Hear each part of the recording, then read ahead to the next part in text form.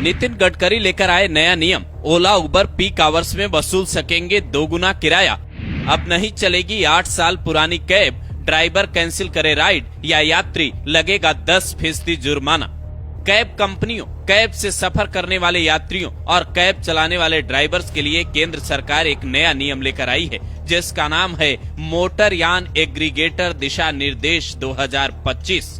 ये उसी आदेश की कॉपी है जो आप अपनी स्क्रीन पर देख रहे हैं। इसे 1 जुलाई को नितिन गडकरी के केंद्रीय परिवहन मंत्रालय ने जारी किया है। इसमें 7 बड़े आदेश लिखे हैं, जिसके बारे में पहले सुनिए, फिर बताते हैं कई लोग इसका विरोध क्यों कर रहे हैं।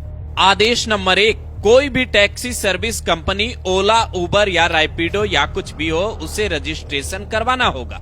आदेश नंबर 2, पीक आवर्स यानी सुबह शाम जब डिमांड हाई होती है, कैब कंपनियां 2 गुना किराया ले सकेंगी, यानी जहां 100 किराया लगता था वहां किराया 200 हो जाएगा। अब तक ये 1.5 गुने तक ही सीमित था। आदेश नंबर 3, नॉन पीक आवर्स में बेस किराया जो तय है उससे कम 50% किराया देना होगा।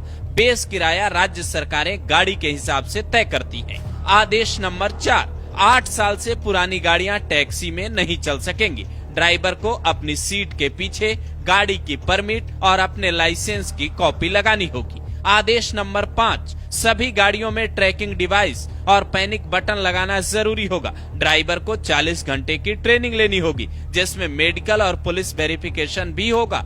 आदेश नंबर 6, ड्राइवर बेवजह कैब कैंसिल करता है तो उसे बेस किराए का 10% जुर्माना देना होगा। अगर कोई यात्री भी बेवजह कैंसिल करेगा तो उसे भी यही जुर्माना देना होगा। आदेश नंबर 7, ड्राइवर को 5 लाख का हेल्थ बीमा और 10 लाख का टर्म इंश्योरेंस भी मिलेगा, ताकि उसकी सुरक्षा सुनिश्चित हो। ये सारे नियम लागू करने के लिए राज्यों को 3 महीने का वक्त दिया गया है। 1 जुलाई 2025 को आदेश जारी हुआ है, यानी सितंबर 2025 के बाद पूरे देश में ये नियम लागू हो जाएगा। आप कहेंगे इससे तो यात्रियों की सुरक्षा भी तय होगी और ड्राइवर के लिए भी ये फायदेमंद है। किराया बढ़ने से कैब कंपनियों को भी फायदा मिलेगा, तो फिर विरोध किस बात का? तो ये विरोध ठीक वैसा ही है जैसे दिल्ली में 10 साल पुरानी डीजल और 15 साल पुरानी पेट्रोल गाड़ी पर बैन लगाने को लेकर हुआ।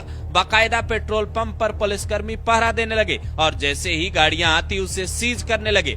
विरोध के बाद ये आदेश स्थगित हो गया। लोगों की कई गाड़ियां जो ज्यादा नहीं चली थी उन्हें बेचनी पड़ी, क्योंकि 10 साल पुरानी पेट्रोल कार लेकर दिल्ली में निकले, मतलब वो सीज हो जाएगी। अब यहाँ कैब कंपनियों के लिए 8 साल पुरानी गाड़ी का जो नियम आया है उसमें दिक्कत ये है कि कई ड्राइवर्स ने EMI पर कार खरीदी होती है और बैंक से लोन लेकर गाड़ी खरीदने का मतलब है कम से कम 4 साल आप लोन भरेंगे। उसके बाद आपके पास कमाने के लिए 4 साल का वक्त है और फिर नई गाड़ी लेनी होगी। सरकार ने यह फैसला बढ़ते प्रदूषण और यात्रियों की सुरक्षा को लेकर लिया है, लेकिन 8 साल पुरानी गाड़ी का नियम ड्राइवर्स पर आर्थिक बोझ बताया जा रहा है। उन्हें बड़ा नुकसान हो सकता है। यही वजह है कि इस नियम को लेकर भी कई तरीके के सवाल उठने शुरू हो चुके हैं। आपको याद होगा कुछ दिनों पहले नितिन गडकरी टोल टैक्स का एक नया नियम लेकर आए थे, जिसमें 3000 रुपए देकर आप 1 साल तक के लिए टोल टैक्स का पास बनवा सकते थे। 1 साल या 200 सफर जो पहले पूरा हो जाए तब ये पास खत्म हो जाता,